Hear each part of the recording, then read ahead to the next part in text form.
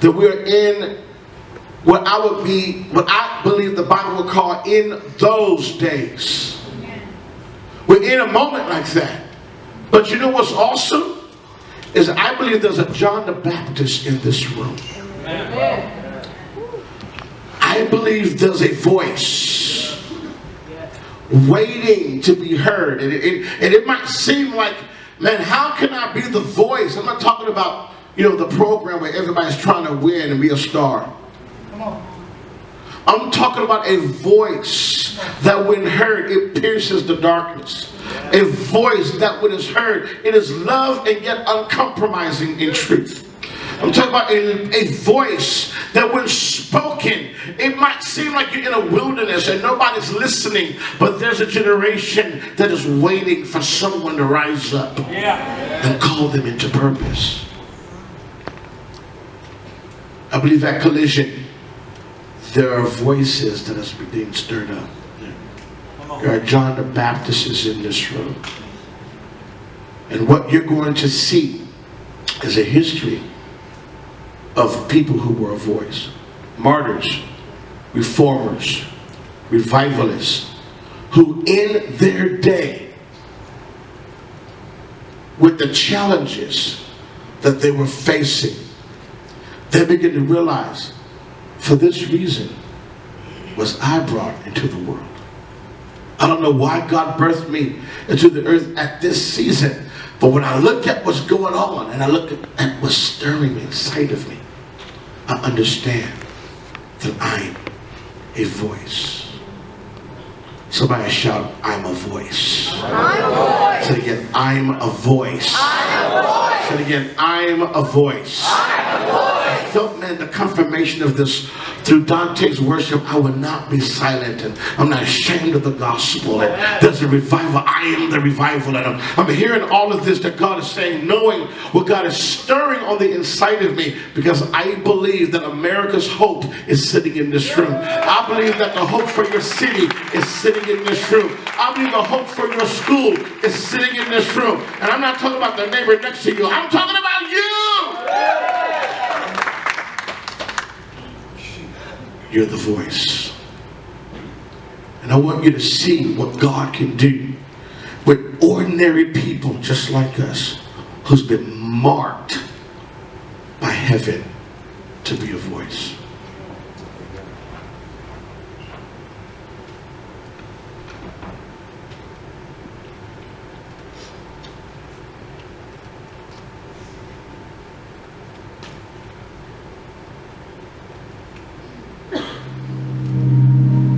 In Matthew, there is a man, the forerunner of Jesus Christ, John the Baptist, who's the voice crying out in the wilderness saying, prepare ye the way of the Lord. John's clothes of camel's hair and leather belt. Food was locusts and wild honey. This man was out there. This man was radical, and yet people came to him from Jerusalem, from all Judea, and from all over the region of Jordan. And his message was, repent, for the kingdom of heaven is at hand. Understand, John the Baptist is a revolutionary man. When it came to the religious systems of his day, he did not play into their politics, and he did not sugarcoat the message. In fact, when he saw them coming, he said to them, you brood of vipers. He said, God's wrath is coming. He said, produce some fruit meet for repentance. He said, there's an axe at the root of your tree. If your tree does not start producing something, it's going to be cut down and thrown into the fire. John said things that people didn't want to hear. John did things that people didn't want done. He demanded of people things that they didn't want to give. His message and his methods got him persecuted, but he changed history. And if you think John was bad, let's talk about the one who came after him. You know, the king of revolution. He rattled the religious systems of his day so bad, they would do things to try to trap him, say things to try to trap him, because he would not give in to their politics and he wouldn't play into their games. In Matthew 12:34, he looks the Pharisees in the face and says to them, brood of vipers. In Matthew 23:23, he calls them hypocrites. In Matthew 23:27, he calls them rotted sepulchres full of dead men's bones. Matthew 23:33, he says, you are snakes,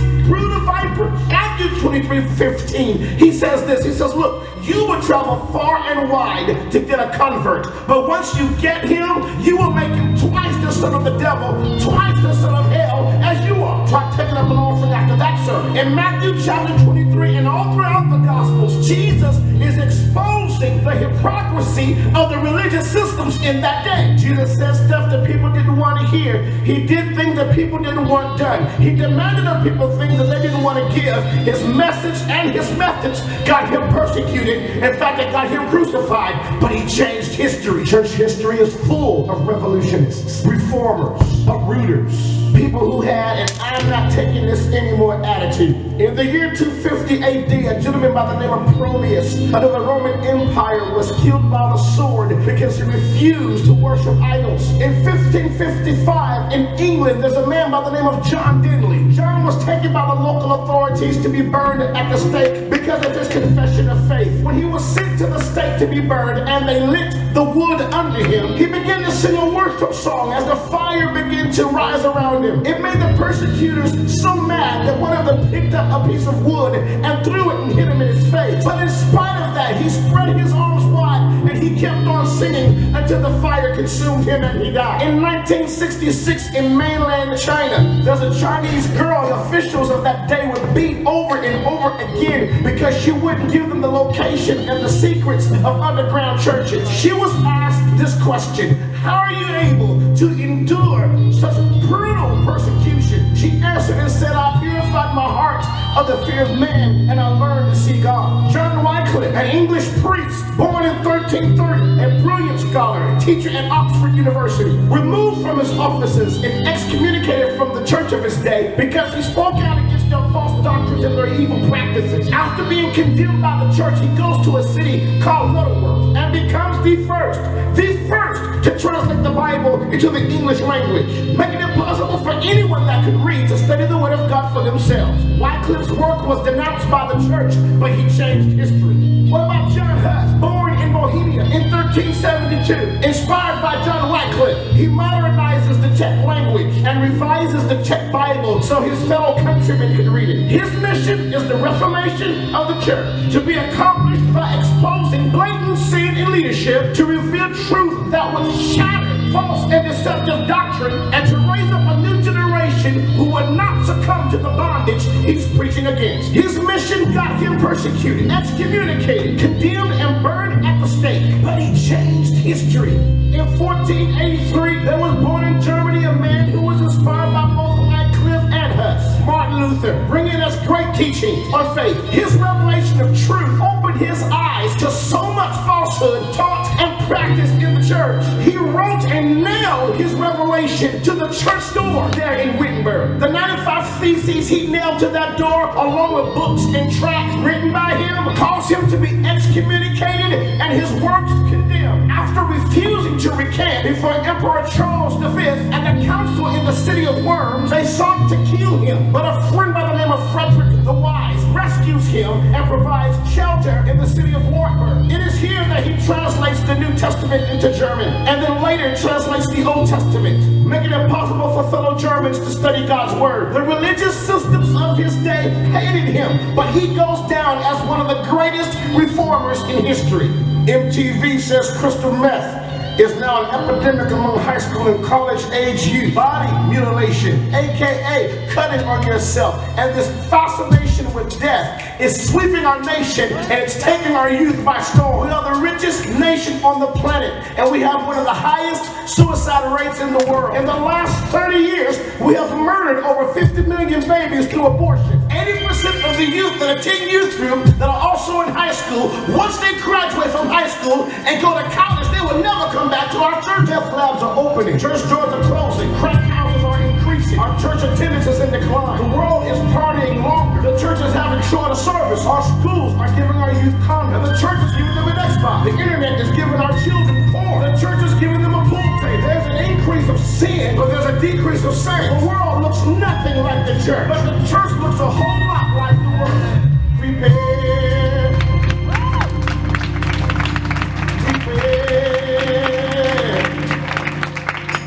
Prepare ye the way of the Lord. Prepare,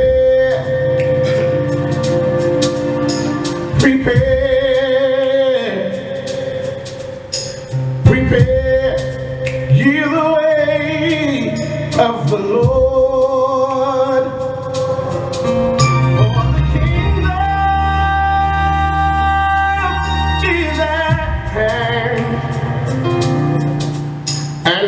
coming with power and glory to your name.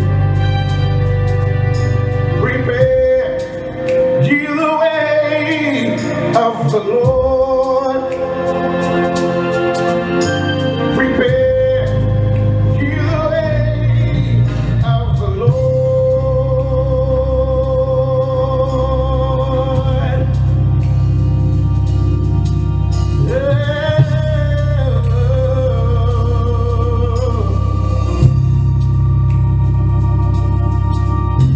Prepare,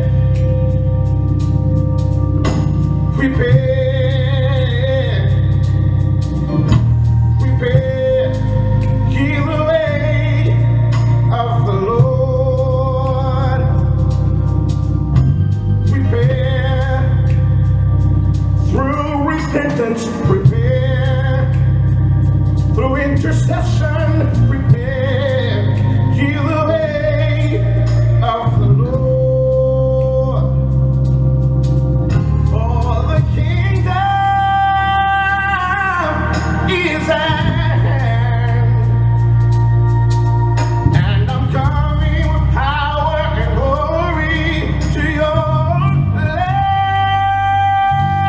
So prepare ye the way of the Lord. In 1870, at 13, he had an encounter with God that changed his life, and he vowed to commit himself to the work of the kingdom. While being a teenager at Moriah Chapel, the preacher made this statement that became Evan's obsession. What would Jesus do? WWJD, it was more than a bracelet. The passion and hunger for God was so strong in Evan that it is recorded at times he would wake up at 1 a.m. in the morning and pray until 5, go back to bed, wake up at 9 and pray till noon. He wanted the fullness of the Spirit so bad. There were times he would fall into deep depression at the thought of quenching or grieving the Spirit's work in his life. A prayer he's most noted for: bend me, oh God, indicating total submission to the leading of the Spirit. He had a gentleman by the name of Sidney walking through a garden together. There Sidney looks toward heaven and has a vision. Evan, curious at what he sees, looks up, and they both see the arm of the Lord reaching out from the moon into Wales. October 31st, 1904, revival broke out in Wales, starting at Moriah Chapel. Many services lasted till 4 a.m. Crowds packed in the church at 6 a.m. for prayer meeting. People laughed, cried, danced, shouted, yet there were no choirs.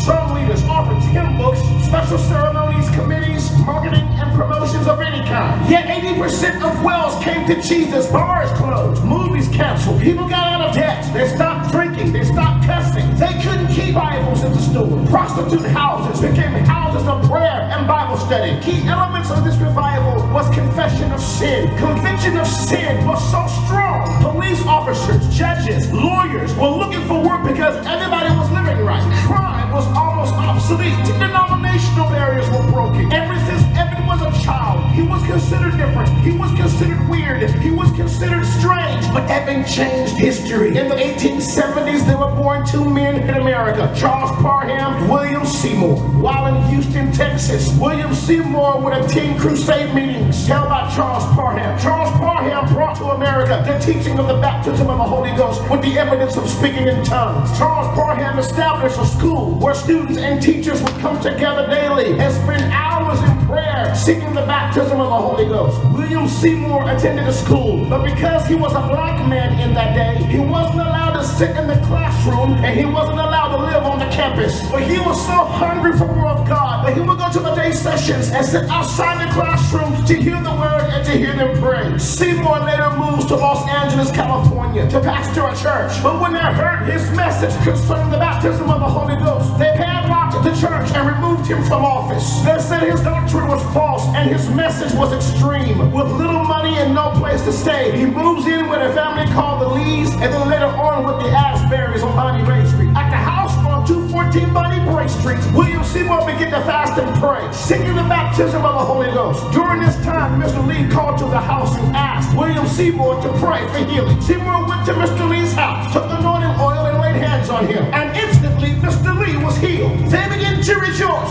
Then Mr. Lee asked William Seymour to lay hands on him to be filled with the Holy Ghost. When Seymour laid hands on him, he immediately began to speak with tongues. They rejoiced the rest of the day, and that evening they walked to Bonnie Ray Bray Street. When they got there, every room in that house was filled with people on their faces seeking God. William Seymour gathers in the people and begins to share the testimony of Mr. Lee. At the end of sharing that testimony, Mr. Lee threw his hands up and began to speak with tongues. Without having the Holy Ghost shook that place. Everybody in that house fell to their faces and began to cry out to be filled with the Holy Ghost. 7 of them immediately began to speak with tongues, and they ran throughout the neighborhood so that their neighbors could hear them speaking this unknown language. From that day on, God was moving on Bonnie Bray Street. The news of what God was doing began to spread like wildfire. Every day the house, then the yard, then the street was filled with people wanting to be a part of what God was doing. So many people came to Bonnie Bray Street that the front porch collapsed and couldn't hold the weight of the people. This was a sure sign that there was another place that was needed to hold this awesome move of God. So they moved it to 312 Azusa Street, and from this old Methodist building on Azusa Street, Seymour shook the world, and he changed history. Today in America, ministry is a career choice, not a calling. Preaching is a craft, not a charge. Or we might dress it up in a different garment today, but underneath all of that is that same spirit that Wycliffe, Huss, Luther, the Roberts, the Wigglesworth, Parham, Seymour, Spurgeon, Wesley, Finney, you name any church father,